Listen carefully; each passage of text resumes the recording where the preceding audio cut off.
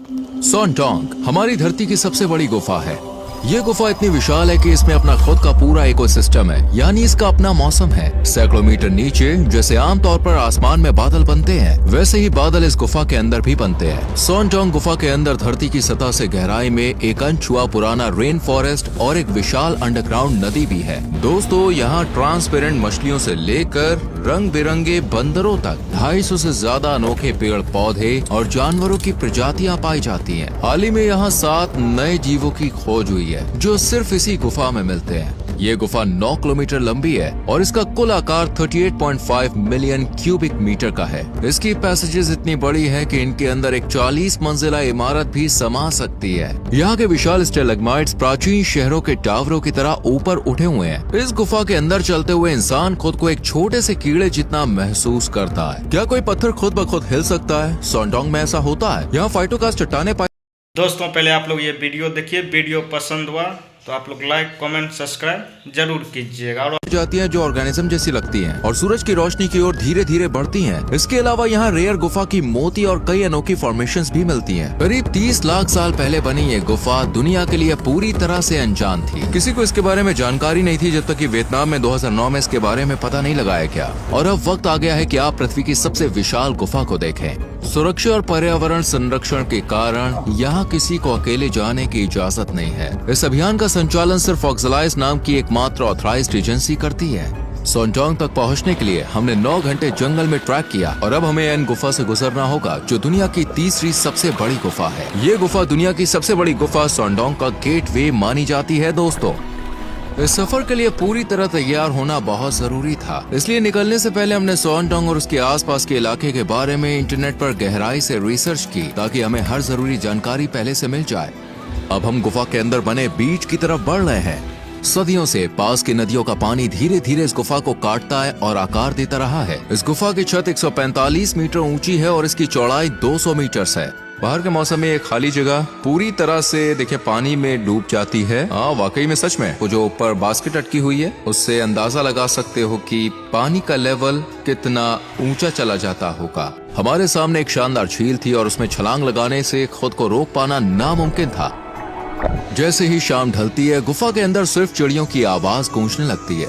इन पक्षियों की टांगें बहुत छोटी और कमजोर होती हैं, इसलिए ये जमीन से उड़ान नहीं भर सकते। इन्हें उड़ने के लिए ऊंचाई से कूदना पड़ता है। अगर ये कभी जमीन पर फंस गए तो इनकी मौत तय होती है। ये चिड़िया अनलकी थी और बस अपनी मौत का इंतजार कर रही थी। जैसे ही सूरज निकला, हम सॉनडोंग की ओर बढ़ने के लिए तैयार हो गए। अगर इन गुफा को एक छोटा मोहल्ला माना जाए तो सॉनडोंग एक विशाल शहर की तरह है।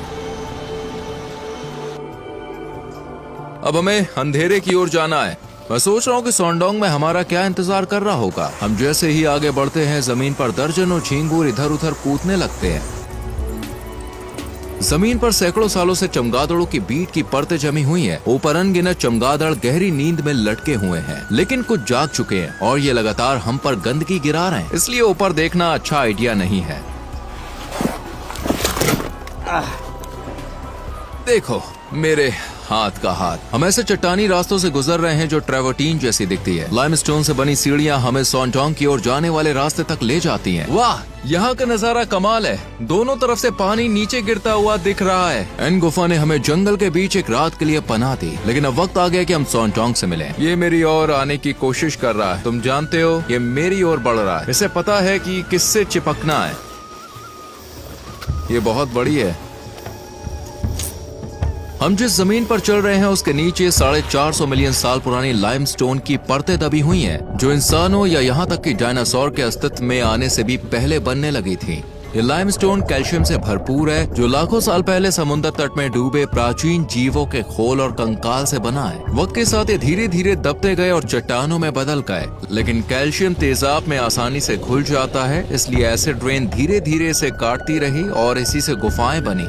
बारिश ने कैसे लाइमस्टोन को घोल घोल कर दुनिया की सबसे बड़ी गुफा बनाई। अब एक आखिरी मुश्किल चढ़ाई हमें सॉनडोंग के ग्रैंड एंट्रेंस तक ले जाती है। जैसे जैसे हम गुफा के अंदर गहराई में जा रहे हैं, सभी ने अपने हेडलैम्प्स ऑन कर लिए हैं। अब हम होप एंड विजन पैसेज की ओर जा रहे हैं। ये गुफा 9 किलोमीटर लंबी है और इसमें खोजने के लिए बहुत कुछ है। शायद हम यहाँ कोई नया जीव खोजने वाले पहले लोग बन जाएं। ये रहा सॉनडोंग गुफा का एंट्रेंस। आप देख सकते हो लोग इसके सामने कितने छोटे लग रहे हैं। सिर्फ कुछ कदम अंदर आते ही हम हैरान करने वाले गुफा संरचनाओं से घिर गए हैं। मिनरल से भरपूर पानी छत और दीवारों से टपकता रहता है और धीरे धीरे समय के साथ एक खूबसूरत रिमस्टोन पूल्स बन जाते हैं। कि अब वो एक झिंगुर है। हम बड़े बड़े पत्थरों के बीच से रास्ता बना रहे हैं। कुछ स्टेलैग्माइट्स बिल्कुल चमकते सफेद रंग के हैं क्योंकि इनमें खास प्रकार के खनिज मिले हुए हैं। ये तो डायमंड जैसा लग रहा है। हाँ वाकई सच में। ये ब्रॉन्ज कलर का विशाल स्टेलेक्टाइट है और ये जम चुके झरने जैसा लगता है। इसका ऑरेंज ब्राउन कलर इस बात का संकेत देता है कि इसमें आयरन या अन्य मिनरल्स मौजूद हैं जो लाइमस्टोन के साथ मिल गए हैं। कुछ स्टेलेक्टाइट्स टूट कर नीचे गिर चुकी है और जमीन पर बिखरी पड़ी है। वो जो बीच में दरार दिख रही है वो एक फॉल्ट लाइन है। ये धरती के टेक्टोनिक मूवमेंट्स की वजह से बनी है। सॉन्डोंग की साइज सिर्फ पानी के कटाव की वजह से नहीं बनी बल्कि टेक्टोनिक मूवमेंट्स के कारण बने दरारों की वजह से भी बनी, जिससे पानी और गहराई में जा सके। इस गुफा के इस हिस्से में एक बहुत बड़ी नदी है। अगर यहाँ गिरे तो तैर नहीं सकते, पानी का बहाव बहुत तेज है। भारी बारिश से यहाँ बहुत सारी नदियाँ भर जाती है और अब एक विशाल और तेज नदी इस गुफा के बीच से बह रही है। ये सब आखिर बना कैसे? हम तो गुफा के सैकड़ों मीटर अंदर हैं। यहाँ सूरज की रोशनी भी नहीं पहुँचती। भारी बाढ़ मिट्टी और पौधों के तनों को गुफा के अंदर ले आती है, इसलिए यहाँ एक अंकुरित बीज दिख रहा है। लेकिन बिना धूप के ये ज्यादा दिनों तक नहीं टिक पाएगा। बाढ़ के साथ स्पोर्स भी अंदर आ गए, इसलिए यहाँ मशरूम उग रहे हैं। यहाँ की नमी और अंधेरा इनके लिए परफेक्ट माहौल है। कल ही पानी यहाँ तक पहुँच गया था, इसके साथ बहुत सारा कीचड़ भी बहकर आया। ये तो अभी भी नया लग रहा है, जिससे पता चलता है कि यहाँ हाल ही में बाढ़ आई थी। अब हम होप एंड विजन पैसेज तक पहुंच गए हैं। ये गुफा का सबसे बड़ा हिस्सा है। मैं दुनिया के सबसे ऊंचे स्टेलेग्माइट के पास खड़ा हूँ जो 80 मीटर ऊंचा है। इसे इसकी ऊंचाई तक पहुंचने में करीब 8 लाख साल लगे, क्योंकि छत से गिरता पानी धीरे धीरे मिनरल्स को जमीन पर जमा करता गया और ये विशाल स्टेलेग्माइट बना। ये इतना बड़ा इसलिए हुआ क्योंकि ये गुफा के उस हिस्से में बना है जहाँ छत की ऊंचाई 170 मीटर से ज्यादा और चौड़ाई 130 मीटर से ज्यादा है। यानी ये जगह इतनी विशाल है कि इसमें 40 मंजिला इमारत समा सकती है और एक डबल डेकर एयरक्राफ्ट आराम से उड़ सकता है। देखो दूर से पहले ही डोलाइन से रोशनी आ रही है दोस्तों, वहीं हमें जाना है। हमने जमीन पर बादलों जैसे सफेद धब्बे देखे। ये क्या है? मकड़ी का जाला। जब मकड़ी जाल में फंसे शिकार को महसूस करती है तो वो अचानक बाहर निकलती है, अपने शिकार को काटती है और वापस सुरंग में ले जाकर उसे खाती है। ये है सैंड टावर्स। जब ऊपर से पानी टपकता है तो कंकड़ के नीचे का हिस्सा बचा रहता है, जबकि आसपास की मिट्टी धीरे धीरे घिस जाती है। आखिर में ये छोटे छोटे टावर जैसे दिखते हैं, मानो एक मिनी शहर हो। अगर ध्यान से देखो तो उस चट्टान के ऊपर एक इंसान खड़ा दिख रहा है। हमारा एक साथी जो काफी दूर है 60 मीटर ऊंची स्टेलेग्माइट पर खड़ा है। अब तक हमने गुफा में 3 किलोमीटर का सफर तय कर लिया है। यही हमारा कैंपिंग साइट है। सोचो यहाँ सोना और ये नजारा देखना कितना अनोखा अनुभव होगा। यहाँ से पहली डोलाइन का कुछ हिस्सा दिख रहा है। ये गुफा का बाहर का रास्ता लग सकता है, लेकिन असल में ये 2 बड़ी डोलाइंस में से पहली है और यहाँ से आगे का सफर और भी रोमांचक होने वाला है। गुफा के अंदर और बाहर के टेम्परेचर में अंतर की वजह से यहाँ कोहरा और बादल बनते हैं। इन बादलों के आगे का इलाका वॉच आउट फॉर डायनासोर्स कहलाता है। हम कल इसे एक्सप्लोर करेंगे, लेकिन अभी आराम करने का वक्त है। अब हम पहली डोलाइन की तरफ बढ़ रहे हैं। ये नया दिन है और आज हमें बहुत कुछ देखने को मिलेगा। चलिए चलते हैं। पहली डोलाइन तक पहुंचने के लिए हमें इन संकरे रास्तों से रेंगते हुए गुजरना होगा। बहुत संकरा रास्ता है। ये चिपचिपे धागे गुफा में रहने वाले कीड़ों के जाल हैं। ये कीड़े अपनी पूंछ से नीली हरी रोशनी निकालते हैं, जिससे उड़ते हुए कीड़े अट्रैक्ट होकर इन चिपचिपे धागों में फंस जाते हैं। जैसे ही कोई कीड़ा फंसता है, लार्वा अपने मुंह से धागे को खींचता है और शिकार को खा जाता है। ये लाइमस्टोन दक्षिण पूर्व एशिया का सबसे पुराना लाइमस्टोन है। इसकी उम्र 400 मिलियन साल से भी ज्यादा है। कुछ समुद्री जीव लाइमस्टोन का हिस्सा बन गए, जबकि कुछ मिनरल्स में बदलकर फॉसिल बन गए। जैसे कि देखिए यहाँ ये उदाहरण दिख रहा है। इस फॉसिल की डिटेल बाद में देखेंगे। हम लगभग पहुंच चुके हैं। सूरज! वाह, यहाँ छत से गिरने वाली पानी की बूंदों को जमीन तक पहुंचने में करीब 20 सेकंड्स लगते हैं। इस दीवार की ऊंचाई कितनी होगी? करीब 140 मीटर। यहाँ सब कुछ बहुत बड़ा है। अगर ऊपर देखो तो गुफा के खुले हिस्से के चारों ओर रेन फॉरेस्ट के पेड़ दिखते हैं, लेकिन इस वक्त हम अभी भी कई मीटर नीचे गुफा के अंदर हैं। ये छेद इसलिए बना है क्योंकि हजारों साल पहले सॉन्जोंग के अंदर बहने वाली नदी ने धीरे धीरे लाइमस्टोन को काटा और छत को कमजोर कर दिया। आखिरकार छत अपना भार संभाल नहीं पाई और गिर गई, जिससे ये विशाल छेद बन गया। सूरज की रोशनी ने यहाँ काई और एल्गी को जीवन दिया है। दोपहर में हम दूसरी डुलीन की ओर बढ़ेंगे। वो पहली डुलीन से बिल्कुल अलग है। वहाँ आपको असली जंगल देखने को मिलेगा। गुफा की छत टूटने से धूप अंदर आने लगी और यहाँ एक नया इकोसिस्टम विकसित हो गया। लेकिन बाकी से अलग है। इसकी अनोखी परतदार बनावट झरनों की वजह से बनी है। ये जो आप देख रहे हैं ये फाइटोकार्स्ट फॉर्मेशन है। ये बहुत ही रेयर लाइमस्टोन फॉर्मेशन है जो काई, एल्गे और माइक्रो ऑर्गेनिज्म के साथ मिलकर बनती है और इसमें कैल्शियम कार्बोनेट भी जुड़ता है। इनका बनना बायोलॉजिकल और जियोलॉजिकल दोनों प्रक्रियाओं से होता है, इसलिए ये आधी लिविंग और आधी नॉन लिविंग मानी जाती है। यहाँ देख सकते हैं कि फाइटोकार्स्ट संरचनाएं कैसे सूरज की रोशनी की ओर बढ़ रही है, जैसे कोई हाथ अंधेरे से बाहर निकलने की कोशिश कर रहा हो। अंधेरे में 1 किलोमीटर चढ़ने और उतरने के बाद अपनी अगली मंजिल तक पहुँच चुके हैं। ये दूसरी टॉलाइन है जो पहले से कई बड़ी है। वाह, ये तो कमाल का नजारा है। अचानक ऐसा लग रहा है जैसे हम किसी गुफा में नहीं बल्कि जंगल के बीच में आ गए हों। देखो यहाँ कितनी घनी हरियाली है। इस हिस्से में गुफा की छत गिर गई क्योंकि यहाँ 2 बड़ी फॉल्ट लाइंस एक दूसरे को क्रॉस कर रही थी। इसी वजह से यहाँ एक ड्यू लाइन बनी जो हमारी मौजूदा स्थिति से 252 मीटर ऊपर है। गुफा की छत टूटने से धूप अंदर आने लगी और यहाँ एक नया इकोसिस्टम विकसित हो गया। कठिन परिस्थितियों के बावजूद पौधों और जानवरों ने यहाँ खुद को ढाल लिया और इस जगह को एक अनोखे अंडरग्राउंड रेन फॉरेस्ट में बदल दिया। जैसे जैसे हम रोशनी की ओर बढ़ते हैं पौधों की ऊंचाई बढ़ती जाती है। यहाँ मिट्टी या रेन फॉरेस्ट बनने के लिए एकदम परफेक्ट जगह है। यहाँ की जमीन का बड़ा हिस्सा चमगादड़ों की बीट से बना है। लाखों सालों से जमा ये बीट अब बहुत उपजाऊ मिट्टी में बदल चुकी है। यहाँ की मिट्टी गहरी और उसमें छोटे छोटे छेद हैं। हर छेद के अंदर एक कीड़ा छुपा है। ये कीड़े अपने अपने छेदों में जाल बिछाकर छोटे जानवरों को पकड़ने के लिए तैयार रहते हैं। ये जंगल बहुत बड़ा है। बायोलॉजिस्ट्स ने यहाँ 200 से ज्यादा पौधों की प्रजातियाँ और करीब 60 जानवरों की प्रजातियाँ खोजी जो इस इलाके में बस गई हैं। देखो पेड़ों पर बंदर बैठे हैं। शायद दुनिया की इकलौती गुफा है जहाँ बंदर रहते हैं। देखिए अधिकतर बंदर जो है वो पेड़ों पर रहना पसंद करते हैं और जो गुफाएं हैं वो उनके लिए सही जगह नहीं होती हैं। लेकिन ये गुफा इतनी अनोखी है कि कुछ प्रजातियों ने इसे अपना घर बना लिया है। हमने एक सेंटीपीड देखा और यहाँ सांप भी रहते हैं। इस जंगल की आवाज सुकून देने वाली है। जब 2009 में खोजकर्ता पहली बार यहाँ आए थे तो उन्हें कुछ पलों के लिए लगा था कि उन्होंने गुफा का एग्जिट ढूंढ लिया है। याद रखें कि हम अभी भी एक गुफा के अंदर हैं। इस गुफा के अंदर अपना रेन फॉरेस्ट है। यहाँ के सभी पेड़ पतले लेकिन बहुत ऊंचे हैं क्योंकि ये ऊपर से आने वाली धूप तक पहुँचने की कोशिश कर रहे हैं। इसी वजह से इनकी चौड़ाई कम होती है लेकिन ऊंचाई ज्यादा होती है। कुछ पेड़ 40 से 50 मीटर तक ऊंचे हो सकते हैं। ये इसलिए होता है क्योंकि पेड़ ऊंचाई को प्राथमिकता देते हैं ताकि धूप को ज्यादा से ज्यादा सोखा जा सके।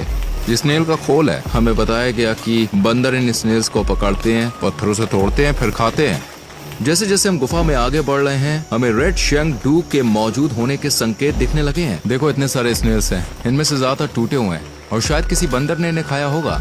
गुफा इतनी विशाल है कि हम भूल गए कि हम गुफा के अंदर हैं। यही वो जगह है जहां हम आज रात कैंपिंग करने वाले हैं। गुफा में हमारा चौथा और आखिरी दिन है। आज हमें पानी से भरी हुई सुरंग पार करनी है और फिर हम ग्रेट वॉल ऑफ यहाँ की स्टेलेग्माइट देखने में बहुत अच्छे लगते हैं, जैसे किसी मूर्तिकार की बनाई हुई हो। इस कॉलम के चारों ओर पानी से भरा हुआ एक पूल है जिसमें मछलियाँ तैर रही हैं। इन मछलियों की आंखें नहीं होती क्योंकि ये पूरी तरह अंधेरे में रहने के लिए ढल चुकी हैं। इन्हें देखने की जरूरत ही नहीं पड़ी और समय के साथ इनकी दूसरी सेंसेस और तेज हो गई। देखो ये मेरी परछाई या हाथ की हलचल पर कोई रिएक्शन नहीं दे रही। ये कुछ देख ही नहीं सकती। इसी तरह ये झींगुर भी पूरी तरह अंधा है। इसे मैं भी दिखाई नहीं दे रहा।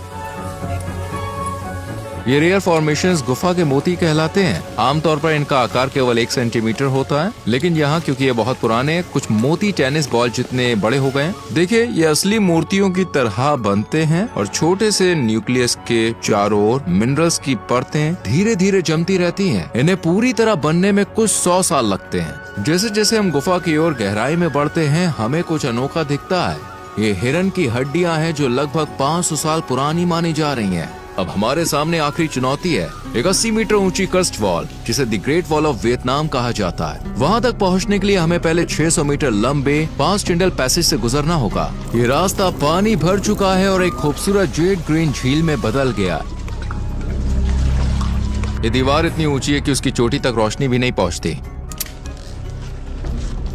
दीवार पार करने के बाद हमें 500 मीटर दूर गुफा के बाहर की रोशनी दिखने लगी है। बस हम पहुंच ही गए। हमने दुनिया की सबसे बड़ी गुफा सोनटोंग को एक छोर से दूसरे छोर तक एक्सप्लोर कर लिया है, लेकिन चौथे दिन भी एक सवाल रह गया। जो फॉसिल हमने देखा वो आखिर किस प्राचीन जीव का था। अब मैं देखिए ओपेरा ब्राउजर खोल रहा हूँ और गुफा की वेबसाइट पर जाकर इससे जुड़ा हुआ आर्टिकल चेक कर रहा हूँ। यहाँ हमें उसी फॉसिल की तस्वीर और उसकी जानकारी मिलेगी। मैं कमांड/ या फिर कंट्रोल/ दबाकर एरिया खोलता हूँ। ये एक इनबिल्ट AI टूल है। आइए से कहें कि टेक्स्ट के मेन पॉइंट्स हाईलाइट करें। आर्टिकल में 2 अलग अलग कोरल फॉसिल का जिक्र है, लेकिन इसमें यह साफ नहीं किया गया है कि कौन सी इमेज किस जीव की है। लेकिन अच्छी बात यह है कि एरिया में इमेज रिकॉग्निशन फीचर है। मैं इमेज अपलोड करता हूँ और फिर पूछता हूँ। हाँ, ये फॉसिल देखिए टेट्राक्रॉलिया का है। आइए समुद्री जीव के बारे में और जानकारी खोजते हैं। सबसे पहले मैं टैब आइलैंड्स फीचर का इस्तेमाल कर रहा हूँ, जिससे अलग अलग टॉपिक्स के टैब को एक साथ ग्रुप कर सकता हूँ और स्पेस बचाने के साथ कभी भी एक्सपेंड और कोलैप्स कर सकता हूँ। अब मैं ब्राउजर विंडो को स्प्लिट कर रहा हूँ ताकि दोनों टेक्स्ट एक साथ देख सकूं। टेट्राकोरालिया, जिसे रुगोसा भी कहा जाता है, लाखों साल पहले ये एक्सटिंक्ट हो चुका था। ये मांसाहारी जीव था। इसके शिकार पकड़ने के लिए टेंटिकल्स होते थे और ये 10 सेंटीमीटर तक बढ़ सकता था। क्योंकि ये अब एक्सटिंक्ट हो चुका है, हम इसकी सही शक्ल नहीं जानते, लेकिन एरिया को इमेज जनरेशन फीचर की मदद से हम इसका पॉसिबल विजुअल बना सकते हैं। ये देखिए टेट्राकोरालिया का जीवित चित्र। ये कॉलोनी में बसे टेंटिकल्स वाले जीव के रूप में दिखाया गया है। वैसे टैब ट्रेसेस फीचर देखिए, ये हाल ही में देखे गए टैब्स को अंडरस्कोर को डार्क करके हाईलाइट कर देता है। जितनी गहरी अंडरलाइन होगी वो टैब उतना ही हाल ही में ओपन किया गया था। ऑपेरा के स्मार्ट टूल्स की मदद से हमें पूरा यकीन है कि हमने एक फॉसिल के असली जीव की पहचान कर ली है।